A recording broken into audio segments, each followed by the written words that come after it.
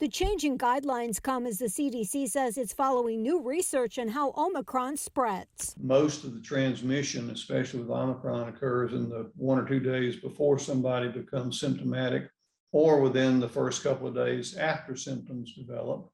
And so by the fifth day or so, especially if you're vaccinated and boosted, the likelihood of you spreading it to somebody else goes way down. The new recommendations cut the isolation period in half. If you test positive, the CDC says stay home for 5 days, and it doesn't matter if you're vaccinated or unvaccinated. After 5 days, you can leave your house if you have no symptoms, but you should be masking for 5 more days. Just being exposed is where a big change comes for those boosted or vaccinated within the past 6 months for Pfizer or Moderna, or within the last 2 months for Johnson & Johnson.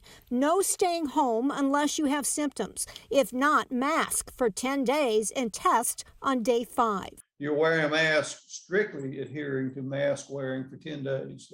That's kind of your quarantine. However, if exposed and you got vaccines, which now may be wearing off, or you are not boosted, or you are not vaccinated at all, you are supposed to stay home for 5 days and test on day 5. It's definitely a change, and it gets confusing. I think they're reacting, to science and not just political pressure. With Omicron spreading so fast, a number of hospitals now have worker shortages, and it is known that the head of Delta Airlines directly asked the CDC to shorten isolation to allow those with no symptoms not to have to be out of work for 10 days.